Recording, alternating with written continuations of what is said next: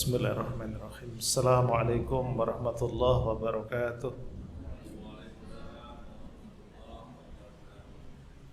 Innal hamdalillah nahmaduhu wa nasta'inuhu wa nastaghfiruh wa na'udzu billahi min shururi anfusina wa min sayyiati a'malina.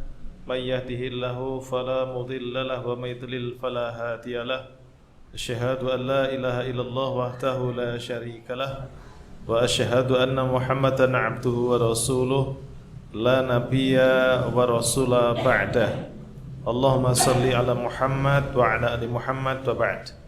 Allahumma inna nas'aluka ilman nafi'a wa rizqan thayyiba wa amalan mutaqabbala. Rabbana hab lana min azwajina wa dhurriyyatina qurrata a'yun waj'alnal muttaqina imama. Walhamdulillahi rabbil alamin. Bapak Ibu yang dimuliakan Allah Subhanahu wa taala, mudah-mudahan hujan yang diturunkan Allah Ta'ala membawa berkah untuk kita semuanya, sehingga kita bisa menjadi orang tua yang baik dan anak kita menjadi anak yang soleh dan solihah. Jadi anak itu kalau tidak taat kepada Allah, tidak taat pada Rasulullah, itu membuat sumpek para orang tua. Ya, disuruh tidur di rumah malah keluyuran malam Minggu, malam Ahad. Ya, nyetater motor, minta duit, kemudian tidak pulang-pulang kecuali pagi baru pulang. Lah kalau pagi baru pulang masih sholat, rukuk, sujud, alhamdulillah. Kalau tinggal nama yang pulang seperti apa? Maka pentingnya anak soleh, pentingnya orang tua yang soleh dan solihah.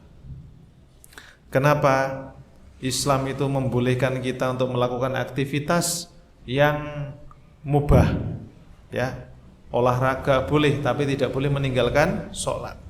Harus menjaga adab-adab etika yang telah digariskan di dalam Quran dan Sunnah Nabi Sallallahu Alaihi Wasallam.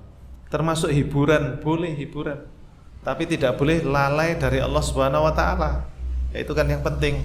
Sehingga banyak orang tua yang khawatir anaknya durhaka. Ya. Ada orang tua itu tidak khawatir anaknya durhaka, jangan-jangan ini orang tua ini sudah orang tua yang betul-betul dicengkeram oleh setan, sehingga tidak peduli dengan anaknya. Jemaah sekalian, nah penyebab orang anak durhaka itu, tema yang saya tulis di situ, apakah kita termasuk pendidik atau orang tua yang teladan? Ya, artinya anak yang soleh-solihah itu dilahirkan oleh orang tua hebat, orang tua hebat yang dihebatkan oleh Allah Subhanahu Wa Taala menjadi orang tua. Nah ini yang penting untuk kita ketahui bersama-sama, bagaimana menjadi orang tua yang dihebatkan oleh Allah Subhanahu Wa Taala sehingga anak kita menjadi anak yang soleh dan solihah. Apa untungnya sampean punya kaya, harta kekayaan melimpah ruah kalau anaknya justru membawa kita ke neraka? Ini banyak orang yang tidak disadari. Mohon maaf, saya beberapa waktu yang lalu itu ketemu dengan salah satu anggota TNI ya. Dia cerita anaknya di Akmil, ya, Pak Babinsa gitu ya. Jadi anaknya di Akmil cerita, orang tua dulu itu Pak, cerita sama saya. Orang tua dulu itu kan bapaknya kerja, ibunya mendidik anaknya, ngerumat anaknya. Tapi sekarang jenengan cek, bapaknya kerja, ibunya kerja untuk memenuhi kebutuhan keluarga, dan itu tidak bisa tidak, ya, tidak bisa tidak kan katanya manusia. Tapi kalau Allah berkehendak, asbab panjenengan istiqomah ngaji kemudian dipenuhi oleh Allah Subhanahu Wa Taala segala kebutuhan kita. Jangan-jangan yang dipenuhi itu bukan hanya kebutuhan, kadang keinginan kita oleh Allah Ta'ala. Tapi kita mengejar yang keinginan kita, bukan kebutuhan kita. Itu loh persoalannya. Akhirnya apa? Ibunya kerja, bapaknya kerja. Yang terjadi anak nggak kopenan secara ruhiyah, secara akliyah maupun secara fisik. Sudah fatal akibatnya. Inilah yang terjadi di Indonesia sekarang ini Bapak Ibu. Bapak Ibu hanya cari duit, mohon maaf, tapi tidak mengecek, tidak mengontrol bagaimana perkembangan ruhiyahnya anak, bagaimana keyakinan akan Allah dan Rasulullah. Artinya apa? Orang tua ini sudah putus asa. Mohon maaf. Seolah boleh kalau boleh dikatakan bahasa lain, orang tua ini sudah cuek dengan anaknya. Males mendidik anaknya. Itu bahasa kasar nggih. Tapi kalau tidak begitu, tidak sadar orang tua ini. Kan ini live. Oh enggak ya. Nah, ini kalau live rame ini. Enggak apa-apa. Ya. Karena saya bergerak di bidang pendidikan, juga mendidik anak saya, jadi ini pengalaman gitu. Orang tua ini kan malas belajar tapi giat mencari duit. Alasannya apa? Enggak kober belajar. Kalau belajar kapan saya nyari duit? Sampai mati duit dicari tidak akan bisa memenuhi kebutuhan kita. Betul apa enggak? Banyak yang orang kaya kemudian akhirnya enggak selesai itu dunia dicari itu. Jamaah sekalian, mau cari ini artis. Saya sebut nama artis ini yang lagi geger ini. Laki perempuannya geger, KDRT, ada Pak? Ngecek nggak hartanya itu berapa? Saya baca aja di berita media online itu, membelikan setelah jadi artis, membelikan ayahnya mobil Pajero seharga berapa itu Pajero? Hampir 500 ya, mendekati itu, luar biasa kan? Kalau diberikan jemblem dapat berapa? Nah, diberikan soto dapat berapa piring itu? Orang kalau sudah mengejar harta, kekayaan, kemudian ketemu dengan orang berharta, bukan spiritualitas yang ditinggikan, bukan kedekatan dia kepada Allah Subhanahu wa taala yang menciptakan dia, yang ngasih rezeki dia, yang merubah nasib dia, yang memberikan kemudahan, penyakit, masalah, musibah, termasuk mengeluarkan dari masalah, itu kan Allah. Tapi orang banyak yang tidak sadar dengan ini, termasuk kejadian yang terjadi di Indonesia 1 bulan terakhir ini gitu. Jangan silakan coba telaah sendiri. Nah sekarang yang menjadikan anak durhaka itu apa Pak? Saya itu kadang itu miris ya. Waktu saya kecil itu ada seorang anak bawa tongkat itu mukuli ibunya. Lewat pematang sawah itu ibunya dipukuli sambil pulang ke rumah ibunya. Astagfirullah. Ya, mungkin sekarang udah mati ini anak dan ibunya itu karena udah tua ya. Saya waktu itu masih kecil, saya saksikan langsung, ya Allah, kok tega ya. Ya, kan kalau kita kan nggak, kalau anak kecil kan nggak berani melawan. Jadi gebui itu ibu sampean kan begitu. Nah, Bapak Ibu sekalian rahimakumullah, matur nuwun, jazakumullah khairan. Sekarang apa sebab-sebab anak itu durhaka? Yang pertama adalah kebodohan. Jahil, ya, karena tidak mau datang ke majelis ilmu. Ustadz sekarang ini, ya, orang anak itu dididik berat. Bahkan metode mendidik zaman klasik itu sudah tidak laku sekarang gitu. Saya kalau misalnya diundang datang ke sebuah sekolah SMA misalnya ya, kemudian saya ceramah dengan buka hadis di sarai. Kira-kira audiensnya mendengarkan apa ngomong sendiri? Ngomong sendiri. Akhirnya Ustadz sekarang ngikutin kan? Sehingga begitu datang Assalamualaikum, kita ajak untuk bernasyid, kita ajak untuk beraktivitas. Ya, kalau tidak begitu mereka tidak dengarkan, tidak menarik. Lebih baik lihat YouTube. Itulah era sekarang, nggak ada LCD, nggak ada video yang ditampilkan. Janganlah kita ngikutin ritme itu jamaah sekalian. Maka kita harus memiliki semangat yang kuat untuk menghilangkan kebodohan. Karena kebodohan ini adalah penyakit yang mematikan, dan orang bodoh adalah musuh bagi dirinya sendiri. Sehingga kalau anak itu tidak bisa apa-apa, tidak punya ilmu, maka ya hidupnya diarahkan setan. Kalau tidak ada mendapat hidayah mesti tersesat. Cek kalau nggak percaya. Suruh minum dengan tangan kanan, dia minum dengan tangan kiri. Suruh nutup aurat, dia buka aurat. Kenapa pakai kerudung campur laki perempuan? Tidak paham mereka. Ini anak perempuan dengan anak laki-laki kemudian ikhtilat, campur baur, konser bersama-sama. Ini kerudungan. Artisnya kafir, menjerit-jerit lagi gitu. Lah, ngeri kan? Oleh karena itu jamaah sekalian, ilmu itu penting. Bagaimana anak cinta dengan ilmu? Mulai dari kandungan Anak-anak yang ibunya rajin menuntut ilmu itu insya Allah menjadi ahlul ilmu. Bapaknya rajin menuntut ilmu, insya Allah anaknya nurut jadi ahlul ilmu. Begitu. Perlu pensuasanaan, kalau dalam bahasa lain habit. Ini perlu, ibunda, bapak, ibu yang dimuliakan Allah Subhanahu wa taala. Nah, jadi bagaimana anak jangan dikapokkan. Jadi kalau di masjid, sudah datang ke masjid, anak mau ngaji disuweneni, dimarah-marahi, dimaki-maki. Kalau perlu kasih fasilitas di masjid itu, sehingga dia punya pengalaman yang luar biasa. Masjid itu enak, menyenangkan, membahagiakan. Saya senang di situ. Bukan berarti melanggar syariat. Bagaimana tidak melanggar syariat? Oleh karena itu penting, Bapak Ibu. Sama dengan anak mondok, bagaimana dia punya pengalaman baik di dalam menikmati pondok itu dan tidak menjadi beban, meskipun itu adalah pilihan dari Allah. Bapak Ibu ngaji begini, ini pilihan dari Allah. Ada jadi takmir, kemudian ada mustami, istiqomah, itu pilihan Allah, tidak bisa dipaksakan, tidak bisa dibayar. Jenengan yang mau datang dikasih uang 1 miliar, kalau tidak dipilih oleh Allah, tidak mungkin datang ke sini. Itu, jadi jahil itu bahaya. Penyebab anak durhaka adalah kebodohan. Yang kedua adalah pendidikan yang buruk. Orang tua yang tidak mendidik anaknya agar anaknya bertakwa, berbakti, menyambung silaturahmi, mencari kemuliaan, maka ini yang akan menjadikan anak membangkang, Pak. Oleh karena itu, kalau misalnya anak salah, jangan dibela mati-matian.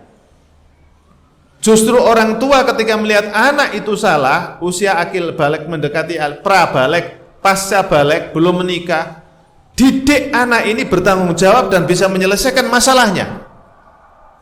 Ini permasalahannya kan kalau misalnya anak kita di TPQ, kemudian kelahi sama temannya, justru siapa yang mukul kamu? Gurumu siapa namanya?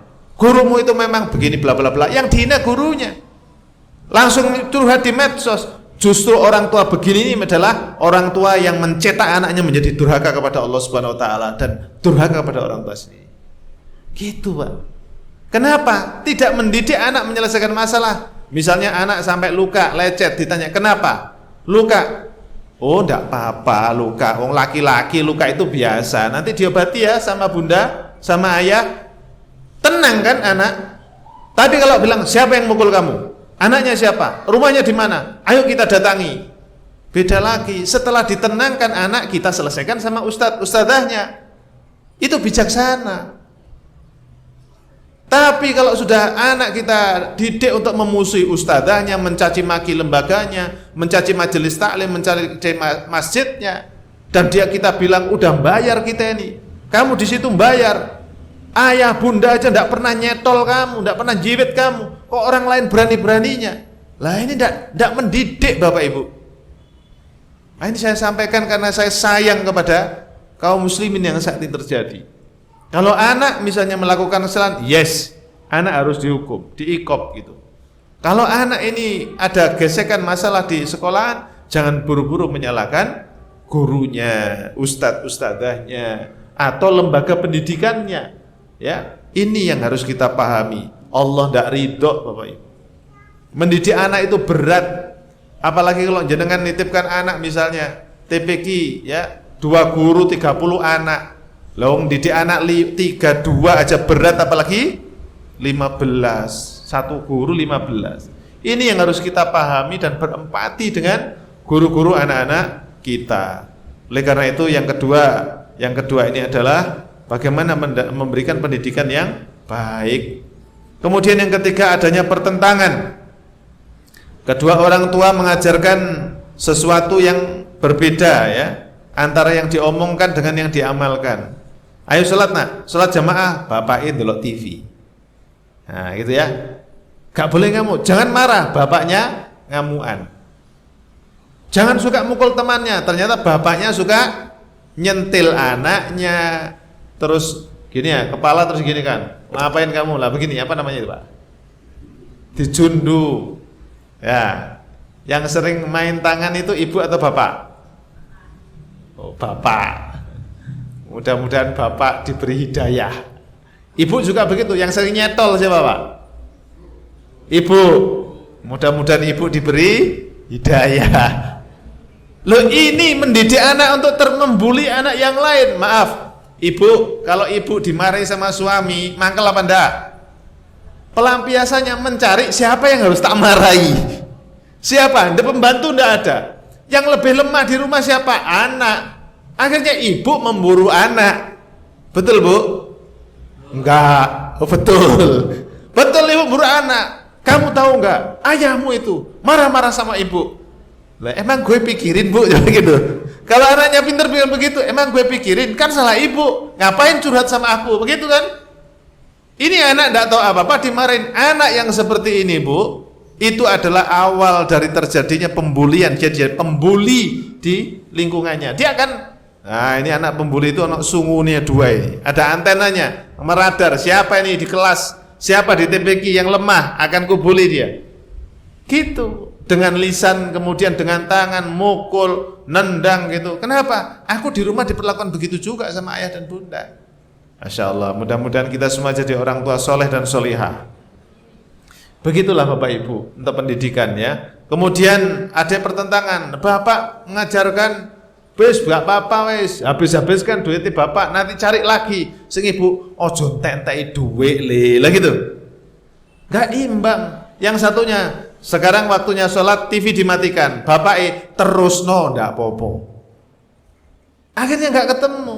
Yang ibunya karena sering ngaji, nah auratnya ditutup, kerudungnya dipakai, kakimu itu aurat tutup dengan kaos kaki, misalnya begitu. Bapakmu, ndak apa-apa. Ini kan panas-panas, ya ketiga copoten begitu. Nggak nyambung, Bu. Yang satunya bapaknya ngajarkan, nah ayo hafalan Quran, kamu ke TPQ, tak cari ustadz terbaik. Sing ibu, wong arek cilik kok dikon hafal Quran to, Pak abot saiki. Nonton TV ndek kene cek ono ngancani aku, begitu. Beda lagi Bapak Ibu. Ya. Dan lain sebagainya. Jadi antara ibu dengan bapak harus satu kata. Bagaimana kalau di rumah ada kakek dan nenek? Nah, itu persoalan. Karena kakek nenek biasanya memanjakan cucunya, betul? Kalau tidak betul berarti nggak normal. Yang normal memanjakan meskipun cucu salah tetap dibela, betul Pak? Loh betul, istighfar sekarang. Karena anak akan menjadi tidak mandiri, tidak terdidik dan akan suka mencari kambing hitam. Jangan-jangan nanti yang ketika ibu tua yang disalahkan adalah ibu dan bapaknya. Ini awal dari durhaka, hati-hati. Nah, yang ketiga adanya pertentangan. Yang keempat, memperlakukan anak-anak secara buruk. Ya, jadi anak-anak tadi mungkin lewat lisan, ada kekerasan verbal, anak dimarahi, kekerasan fisik, ya anak dipukul, anak dicewer, ditendang. Naudzubillah min dzalik ya. Mungkin anak melihat ibunya dibanting. Seperti di TV itu katanya kan ada seorang ibu dibanting gitu ya. KDRT dan seterusnya.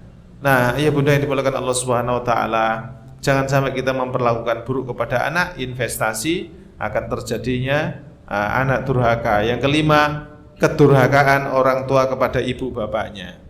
Anak kita melihat kita benci sama orang tua kita. Anak melihat ya benci ibunya atau bapaknya, benci dengan mertuanya. Hati-hati ini. Ya, akan dibalas oleh Allah Subhanahu wa taala. Maka harus sabar punya orang tua, tunjukkan birrul walidain. Kita sebagai orang tua punya orang tua. Artinya apa? Nenek, kakek mereka harus kita hormati, ya. Ya, kalau orang tua kandung maupun mertua sama perlakuannya. Yang keenam, minimnya ketakwaan kepada Allah taala tatkala terjadi perceraian. Jadi perceraian ini awal dari malapetaka Bapak Ibu. Awal dari malapetaka, masalah musibah itu. Oleh karena itu kita berdoa mudah-mudahan keluarga kita sakinah mawaddah warahmah. Ya, sampai Allah menjemput kita, mudah-mudahan reuni di surganya Allah Subhanahu wa taala sekeluarga. Doa Bapak Ibu penting. Oleh karena itu ini beberapa poin penting ya sebelum masuk kepada materi kita, bagaimana karakter pendidik yang dicontohkan Nabi sallallahu alaihi wasallam. Jadi pendidik itu atau orang tua dalam mendidik anak ya, orang itu bisa dikatakan berhasil kalau mencontoh Nabi. Kalau tidak mencontoh Nabi nggak berhasil. Nah, oleh karena itu beliaulah teladan yang baik dalam mendidik, sebagaimana diterangkan dalam surat Al-Ahzab ayat 21. Ini uswah hasanah. Nah, sekarang kita masuk pada materi ini. Karakter pendidik atau orang tua yang sukses mengantarkan anaknya menjadi anak yang solih, anak yang solihah. Apa kira-kira? Yang pertama adalah pemaaf dan tenang. Ya, orang tua yang pemaaf dan tenang. Siapa mereka itu? Orang tua yang pemaaf dan tenang. Cirinya orang bertakwa itu salah satunya, Bapak Ibu, hasil puasa Ramadan, wal afina 'anin nas. Ya, memaafkan orang lain. Anak itu ketika melakukan kesalahan kita maafkan. Ya, begitu datang salah, gak usah ngomong panjang ya, udah selesai. Ibu khawatir, bapak khawatir, kamu kemana kok gak pulang-pulang? Ya nanti kita proses, ada ikop begitu. Kalau dia pinter, dia rajin, ada reward, ada hadiah. Jangan misalnya hadiah itu nggak banyak, hadiah itu dipeluk itu hadiah bagi anak, disayang itu hadiah bagi anak, ya. Dibelikan makanan apalagi. Tapi yang penting adalah perhatian, kita perhatian. Kalau dia dapat juara, masya Allah, tabarakallah, anak solehku, ya anak solihahku sekarang jadi anak yang pinter, gitu. Mudah-mudahan nanti jadi pembela agama Allah, didoakan. Jangan disebut oh pinter gitu cukup, enggak. Begitu pinter, koma. Mudah-mudahan jadi pembela agama Allah Subhanahu wa taala. Pemaaf dan tenang, jangan dendam kepada anak. Ya, sehingga tenang, tidak gerusa-gerusu, tidak istiqjal. Penting. Alladzina yunfikuna fis saraa wad dharra wal kadhiminal ghaidh wal 'afina 'anil nas. Itu ciri orang bertakwa. Orang tua hebat itu punya ciri ini. Infak, kemudian di waktu lapang dan sempit, nahan emosi, enggak mudah marah. Nanti ada poinnya. Wal 'afina 'anil nas, suka memaafkan. Maka orang yang tidak pemaaf ini investasi orang tua menjadi anak menjadi anak yang tidak baik. Ya, hati-hati Bu. Jadi jangan dendam sama anak. Apalagi sampai gini, ora tak sepuro dosamu. Nah gitu. Ya pernah dengar enggak Bu? Ada orang begitu, ora tak sepuro dosamu. Sehingga pemaaf dan tenang itu adalah sifat yang paling mulia yang harus dimiliki oleh setiap orang tua atau pendidik teladan. Kenapa? Karena sifat ini merupakan kebaikan di atas kebaikan. Pemaaf tenang, memaafkan. Ya, anak berbuat dosa, maafkan, jangan diulang lagi. Oleh sebab itu, apapun yang dilakukan oleh anak, maka hendaklah kita memaafkan dan tidak memberi sanksi kepada anak dalam keadaan marah. Biasanya orang marah itu kan dari setan. Ketika orang marah, dilarang membuat keputusan, apalagi menghukum. Ya, sekarang ke sini, datang ke sini, dikuampleng, dipluak gitu. Datang ke sini, masukkan jeding. Datang ke sini, apapun yang ada di sekitar kita bisa dipukulkan. Hati-hati. Setan, jangan membuat keputusan. Kamu sekarang begini, kamu sekarang begitu. Ya, mudah-mudahan kita semua diampunkan oleh Allah Subhanahu wa taala. Dosa-dosa kita mudah-mudahan diampuni oleh Allah Subhanahu wa taala. Mudah-mudahan tidak jadi orang tua yang suka marah-marah. Karena anak ini butuh ketenangan, kesejukan di rumah kita, ya. Ketenangan itu dari Allah Subhanahu wa taala dengan banyak zikir kepada Allah. Sehingga menerima keadaan mereka apa adanya dan tidak menuntut yang paling ideal, itu yang penting. Anak itu kan baru lahir, Bu. Orang tua usia 30 tahun, anak baru 7 tahun, dituntut seperti ibunya, ya enggak bisa. Inilah yang kadang tidak dimengerti oleh para ibu-ibu muda ataupun bapak-bapak muda yang baru menikah, tidak punya pengalaman. Mbahnya paham, ini tidak benar ini. Tapi mbahnya terlalu sayang kepada cucunya sehingga kalau itu tidak mengenakkan, begitu memberatkan, menyusahkan, jangan. Contoh, misalnya ya, kalau anak kita punya anak atau punya ibu punya cucu bapak, kemudian usia 5 tahun disuruh puasa, ibu marah nggak sama anaknya, sama orang tuanya? Kasihan nggak sama cucu itu? Kasihan. Terus apa yang diperintahkan kepada orang tua, kepada anak kita yang punya anak itu? Mbok ojo dikongkon poso arek iki jek cili. Kan begitu. Kebanyakan begitu rata-rata. Nggak tega, apalagi dia kuat puasa 7 hari tambah kurus sekali begitu, Pak. Ibu kalau bapak sama kalau punya cucunya kurus, sebelumnya 10 hari awal-awal nggak kurus, kira-kira gimana? Merintahkan terus puasa apa berhenti? Biasanya itu langsung ngomong. Anak kecil, ya saya akan pengalaman begitu. Saya melatih anak saya puasa karena Mbah Kakung sama Mbah Putrinya itu sewayangnya banget. Jangan begitu. Ya, putuku iki aja dikongkon poso iki lu tambah kuru ketok belungi begitu. Karena sayangnya. Tapi beliau tidak tahu, oh ini adalah tarbiyah. Anak ini dididik supaya tangguh dengan puasa, lapar, haus, menahan. Haus. Bisa, ternyata bisa, Bu. Selesai 1 bulan puasa bisa, ya waktu pokoknya masih turu tok, enggak apa-apa. Yang penting latihan puasa supaya dia tahu bahwa melapar itu berat, sakit, sehingga tidak mudah dia ngikut arus yang tidak baik. Ya, ini salah satu contoh. Nah, untuk ananda apa yang harus dilakukan ketika anak-anak itu kita berbuat salah? Minimal 3 hal ini. Luruskanlah tingkah lakunya. Kita luruskan yang salah. Ya, kalau misalnya suka menghina kita ajak, terus perbaikilah. Ya, setelah memberitahu itu dampaknya tidak baik. Ya, jangan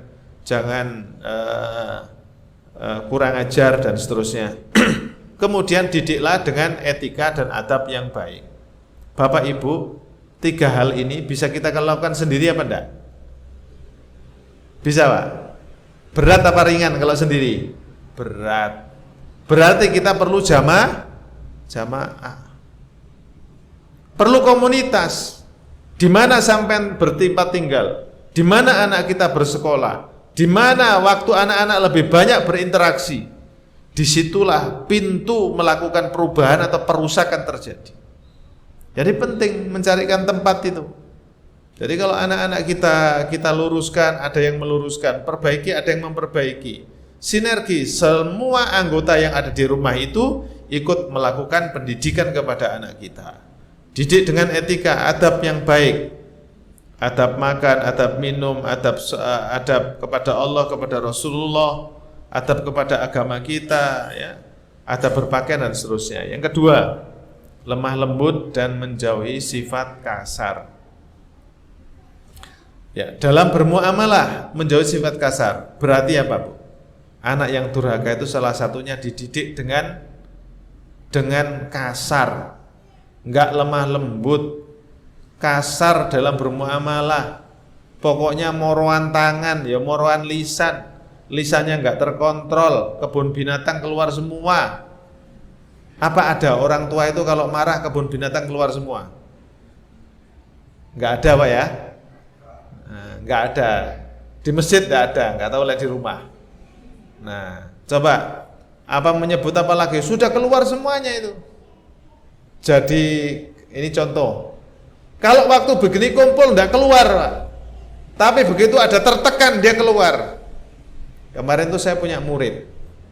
Murid saya itu kemudian saya titipkan di Dohar Arhanud, ya 3 hari dididik sama tentara.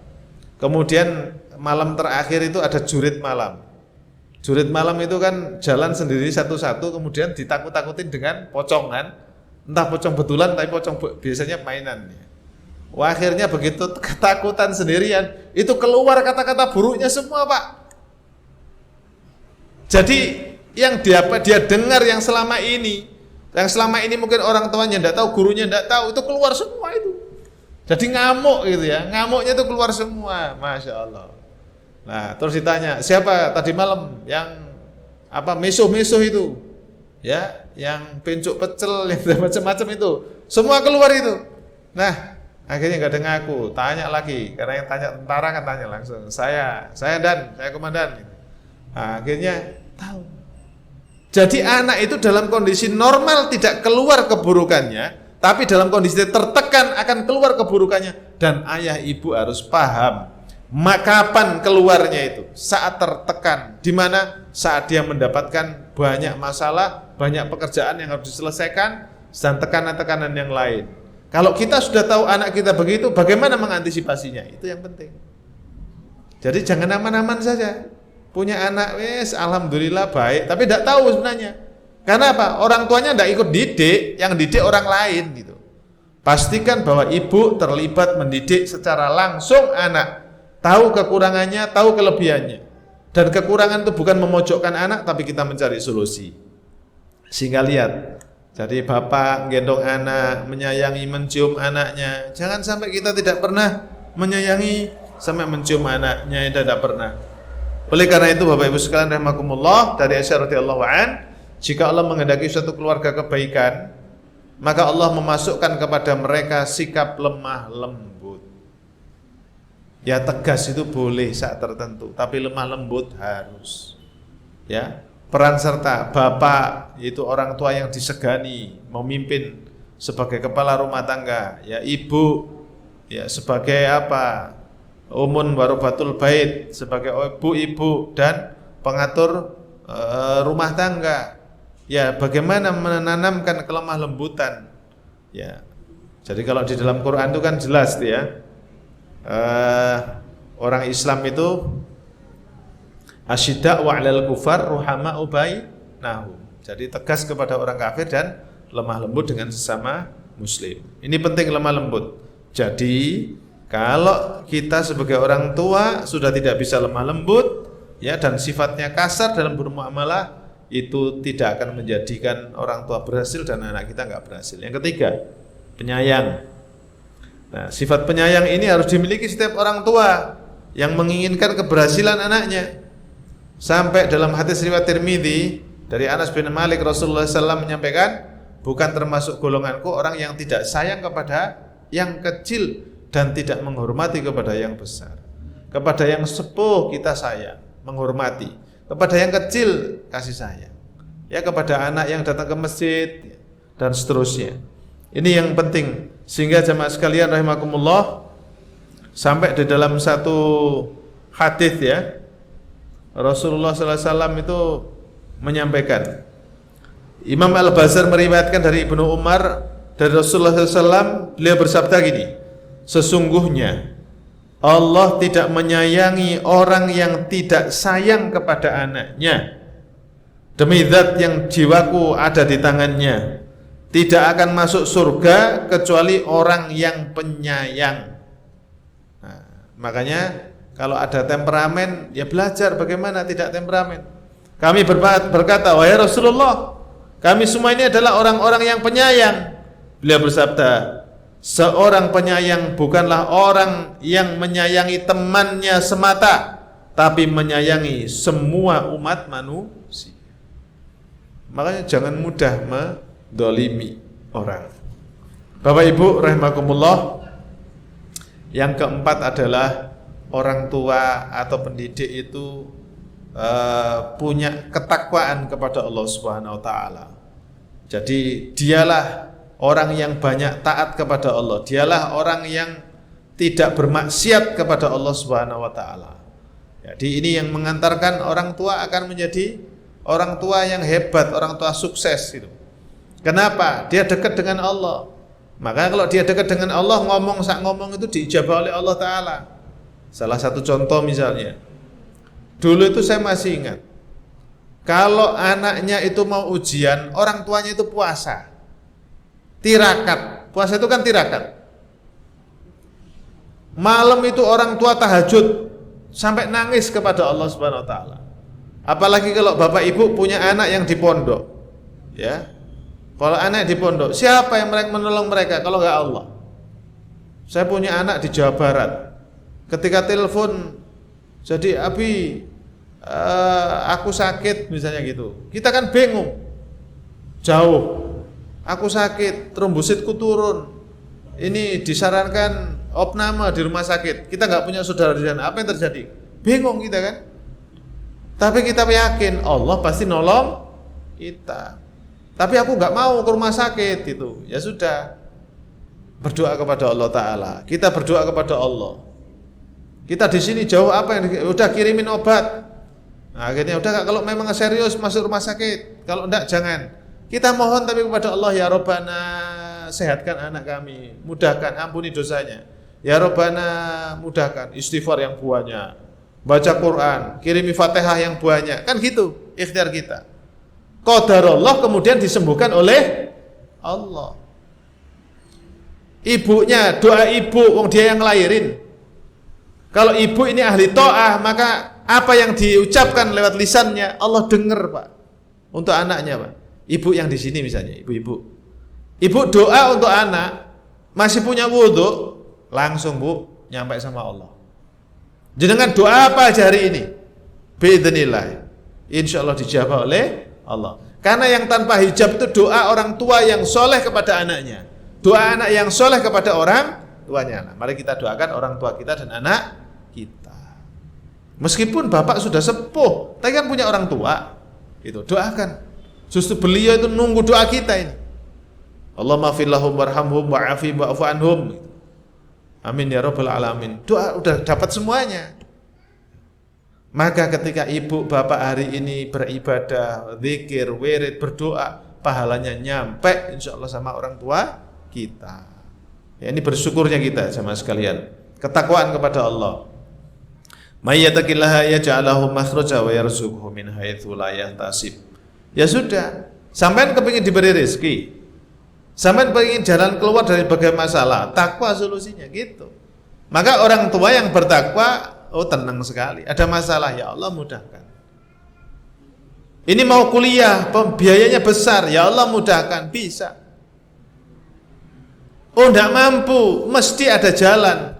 Sukses itu tidak hanya lewat pintu kuliah, sukses itu tidak hanya lewat pintu kedinasan misalnya ya. Sukses itu tidak hanya lewat pintu itu banyak. Mungkin anak ini rezekinya di situ, anak kita yang satunya rezekinya di situ, dan itu tidak bisa sama. Ya, itu rahasia Allah Subhanahu Wa Taala sama dengan kita. Pernah nggak mendengar jurusan kedokteran tapi jaga kantin? Pekerjaannya pernah Pak dengar? Saya ini sudah almarhum ya. Saya punya teman, dia jurusan kedokteran, kemudian jaga kantin. Saya tidak tahu kalau dia lulusan fakultas kedokteran hewan.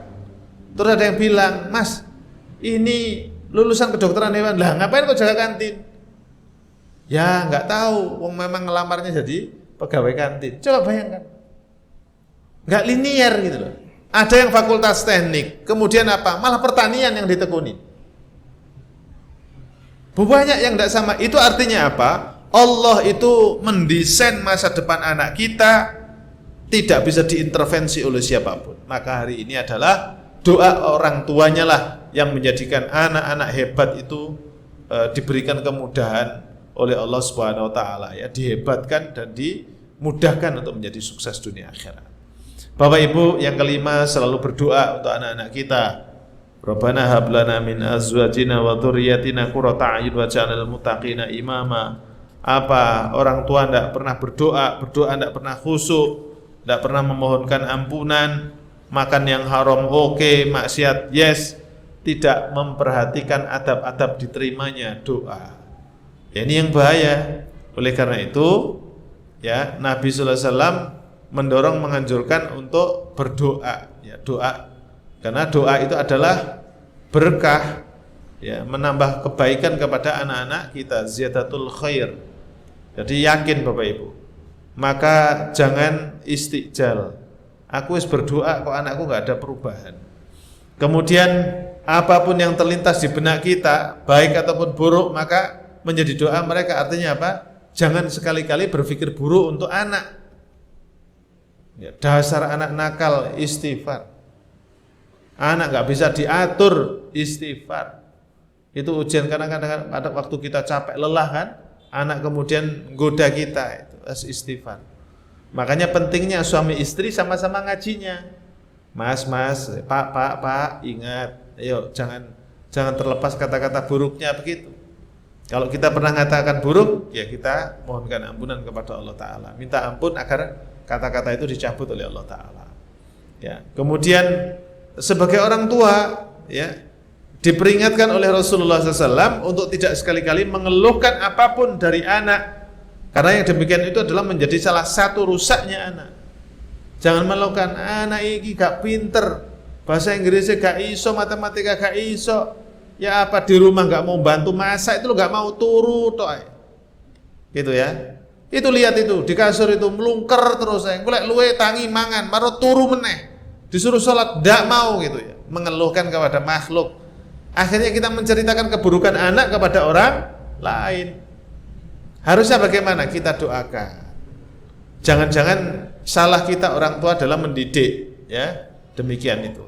Bapak Ibu rahimakumullah, dalam hadis Bukhari Muslim dikatakan Rasulullah sallallahu alaihi wasallam bersabda gini, janganlah kalian berdoa buruk atas dirimu. Enggak boleh berdoa buruk. Jangan berdoa buruk atas anakmu, ya. Jangan berdoa buruk atas hartamu, sebab bila kalian berdoa tepat pada saat yang dikabulkan oleh Allah Subhanahu wa taala, ketika kamu meminta suatu permintaan, maka Allah akan mengabulkan. Jangan-jangan waktu itu dikabul, ini saat-saat terijabah, ya, harus hati-hati. Apalagi hujan tadi, saat dijabah oleh Allah taala. Nah, yang keenam kita lanjutkan setelah adzan Isya. Ya, ya, pada saat itu ada kan karena tempat, ya. Yang kedua karena waktu. Ya, waktu mendekati adzan dan iqamat gini ya, terijabah. Waktu turunnya hujan, terijabah. Nah, itu yang harus hati-hati kita sebagai orang tua. Jadi meskipun anak kita sudah menikah, Pak, ya, kita punya anak misalnya sudah menikah, atau kita punya sebagai orang tua yang masih muda, kemudian punya anak kecil, hati-hati. Anak yang marah, anak yang membuat kita emosi, kadang kita lupa diri, akhirnya terucap kata-kata yang tidak kita sadari. Akhirnya kalau bahasa Jawa nih nyedo-nyedo anake, itu Pak nggih. Oh, moga-moga rezekimu mampet, kan ada yang begitu. Karena saya mangkelnya orang tua itu. Memang anaknya goda. Nah, kita sebagai orang yang solih, yang solihah, insyaallah, maka kita harus hati. Ya, itu jadi waktu kapan? Jadi banyak ya, kalau kita bahas masalah doa, ya, itu saat-saat terijabah itu waktunya banyak. Jadi salah satunya itu ada waktu hujan, waktu kita masih punya wudu, ya. Tapi di setiap saat dan kesempatan Allah itu mendengarkan orang tua. Hati-hati. Ada hadis sahih yang menyatakan bahwa antara kita dengan Allah itu tidak ada hijab kalau kita mendoakan anak kita, baik ataupun buruk. Ini masalahnya. Lek keprocot ngomong elek, ya sudah langsung masuk sana sudah. Bagaimana? Kita tobatlah sekarang. Sehingga anak-anak yang bermasalah, Bapak Ibu, anak-anak yang durhaka, susah dikendalikan, itu salah satunya bisa jadi doanya orang tua. Pernah nggak mendengar Bapak Ibu ada orang tua yang soleh, solihah, tapi anaknya nggak baik? Wah, itu ujian saya yang paling takut itu. Ketika bahas pendidikan anak itu, ya Allah, bagaimana saya kepada anak saya? Tapi ketika anak saya sudah akil balik semuanya, udah selesai itu masalahnya, kan gitu. Saya sudah mengantarkan anak saya sampai balik, selanjutnya kan tanggung jawab dia. Meskipun kita tetap mengawal sampai kita kembali kepada Allah Subhanahu wa taala. Nggih. Makanya jangan lelah mendidik anak, jangan kita punya sifat malas atau enggan mendidik anak kita sampai kita kembali kepada Allah taala. Ya. Bismillah Bapak Ibu. Pahalanya besar. Ya. Kalau anak-anak kita jadi baik, berbuat amal kebaikan, maka pahalanya kan nyampe ke kita otomatis. Ibaratkan orang itu seperti yang wakaf di sini ini. Yang sudah meninggal kan terus itu ngalir. Kalau ikhlas. Tapi kalau bilang aku yang wakaf di situ, aku itu. Kalau tidak ada aku, nggak jadi pasti itu. Ya sudah habis sudah. Yang ngundat-ngundat itu menghabiskan amal, membakar amal. Ya begitu Pak G. Mudah-mudahan anak kita jadi soleh solihah. Sekarang yang keenam, lemah lembut dalam bermuamalah dengan anak. Sebenarnya kalau saya mau cerita, kalau mau mengkaji ini betul-betul serius Pak, Nggak cukup waktu 45 menit. Ya. Hadisnya banyak, ayatnya banyak, lah dibaca semua enggak mungkin. Makanya kan saya nukil-nukil saja. Lemah lembut berarti apa lawannya tadi itu? Ya sudah, kasar, kemudian tidak menjaga diri, mengikuti nafsunya, gitu. Sudah. Jadi anak ada orang tua yang sampai ya Allah, sudah. Akhirnya apa? Karena kasar mulai dari kecil sampai tua, begitu dia kena stroke, tidak ada satupun anaknya yang mau deket dengan orang tuanya. Saya itu potong rambut. Terus yang potong rambut saya itu cerita, itu mas, pangkatnya tinggi. Oh iya pak, tapi anaknya tidak ada satupun yang mau deket dengan dia. Dia yang bawa dia ke sini itu dibayar sama dia. Dan duit kan bisa habis pak, pensiunan kan bisa habis. Tapi lek anak selamanya pak. Bapak ibu, maka jaga hubungan baik dengan anak. Pastikan anak kita interaksi dengan Quran itu intensif. Dia belajar, paham, ngamalkan, ngajarkan Quran. 4 poin. Jangan sampai lepas dari Al-Quran anak kita. Di akhir zaman ini Quran itu jadi pegangan utama. Saya pernah dengar di Somalia atau Sudan, anak-anak semua harus bisa baca Quran, hafal Quran. Walaupun ada yang maling tapi hafal Quran. Nah, kan mudah-mudahan dapat hidayah, balik asal lagi gitu kan. Tapi penting, tradisi di masyarakat itu begitu luar biasa. Sekarang sampean jenengan cek. Saya kemarin ketika Adik kasih informasi, di antara sekian ratus sarjana yang direkrut menjadi tenaga pendidik, ya, dari ratusan hanya 4 atau 6 yang bisa baca Quran. Apa nggak ngeri sekarang? Padahal di jurusan Ulumuddin. Ngeri sekarang pak. Maka ibu bapak luangkan waktu, anak cucu kita mulai kecil kasih Quran. Pinter hadiah. Ya ada jedanya, kadang renang, kadang lari, olahraga, kadang bal-balan, tidak apa-apa. Tapi ingat Quran. Nah ini lemah lembut. Anak tidak bisa lemah lembut tanpa Al-Quran. Jadi orang itu bisa terdesain, jadi kita ini terkendali karena Quran. Betul nggih? Andaikan kita tidak di masjid, bisa nggak terkendali nafsu kita? Wah sudah nggak karu-karuan.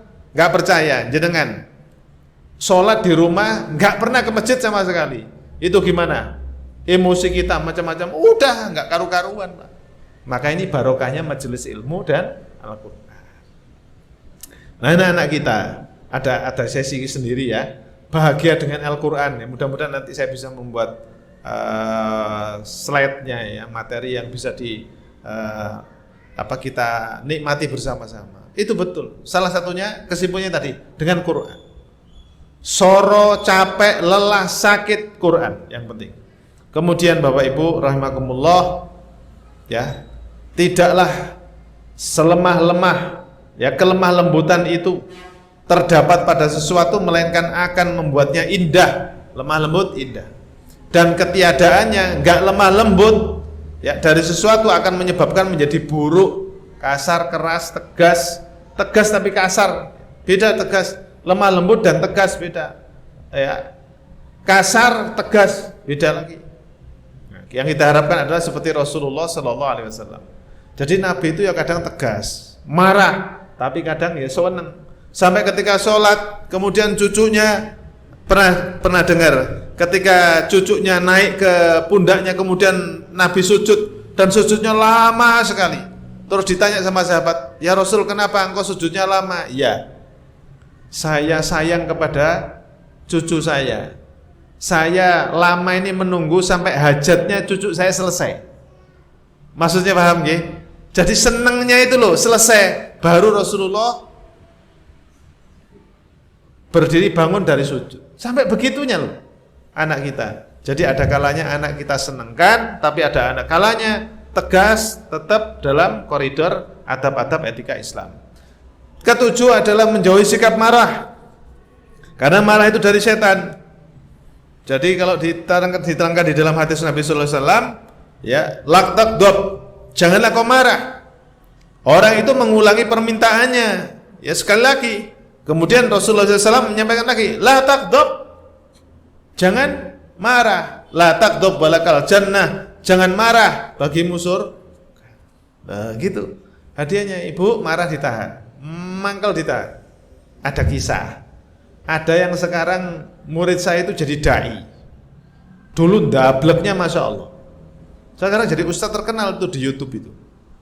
Saya ketemu dengan ibundanya ya, dengan uminya. Terus cerita, itu dulu anak itu kalau marah, Masya Allah, naik ke atas genteng Pak. Jadi anak laki ini kalau marah naik ke atas genteng. Ini mangkel, aduh kita khawatir kan, gila jatuh ya apa. Ini kan misalnya gadang ini, kalau marah lari ke tengah jalan Pak. Mobil-mobil itu dicegat semuanya itu. Tapi ibunya itu nggak marah, nggak sini kewampleng ceplok-ceplok bapaknya, enggak. Ibunya kalau udah begitu itu datang ke kamar, ngondik bantal, nangis di bantal itu sambil berdoa. Luar biasa sabarnya ibunya ya. Terus kemudian berdoa, mendoakan, terus melakukan, berbuat kebajikan yang lainnya. Akhirnya Allah jadikan anak ini taubat. Jadi kalau ibu, misalnya anak kelas 1, 2, 3 di SMP, dipondokkan, nggak kerasan.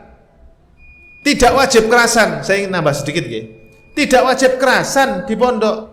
Tapi kalau dia dipilih oleh Allah Ta'ala, dia tetap bertahan sampai lulus Pak. Karena ada yang tobat itu kelas SMA baru tobat.